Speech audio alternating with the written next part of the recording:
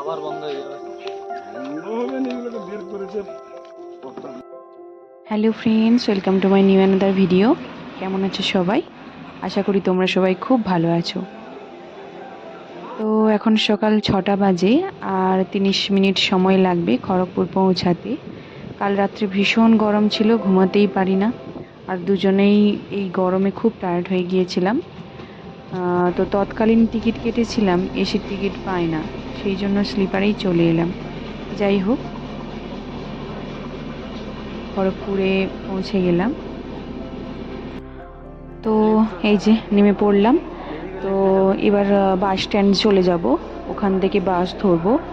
Direct বাসটা থাকে না সকালবেলাটায়, সেই জন্য এখান থেকে মেদিনীপুর বাস ধরবো। আর খড়গপুর থেকে আমার বাড়ির যেতে সময় লাগে 45 মিনিট। আর যখন হচ্ছে দুটো বাস চেঞ্জ করা হয় তখন হচ্ছে সময়টা একটু বেশি লেগে যায়, মানে 45 মিনিটই লাগে।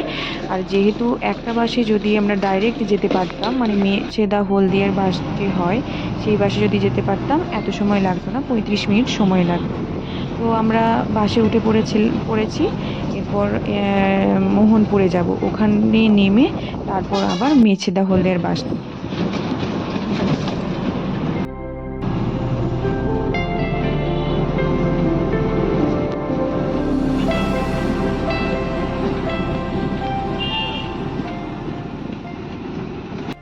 বাস থেকে নেমে পড়েছি, আর প্রচণ্ড গরমও লাগছে আর প্রচুর চড়া রোদ। যাই হোক, এখন বাস আসছে না। এখান থেকে হলদিয়া মেচেদার বাস যাবে, তো ওই বাসেই এখন উঠবো। এত দূর জার্নি করার পর এই গরমের রোদে একদম দাঁড়াতে ভালো লাগছিল না। কি করব, অনেকক্ষণ অপেক্ষা করছিলাম। তারপর ঠিক 15-20 মিনিট পরে মেচেদার বাসটা চলে আসে আর আমরা বাসে উঠে পড়ি।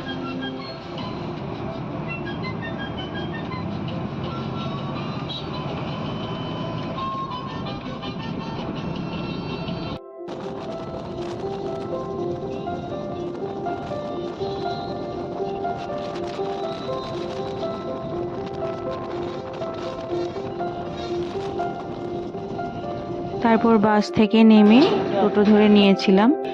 নতুন বাজার থেকে বাড়ি যেতে 1 কিলোমিটার সময় লাগে।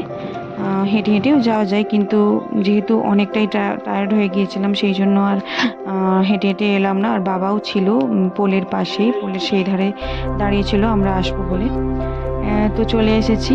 আর এই যে বাড়িগুলো দেখতে পাচ্ছ, এটা হচ্ছে আমার জ্যাঠ শ্বশুর আর কাকা শ্বশুরদেরই বাড়ি।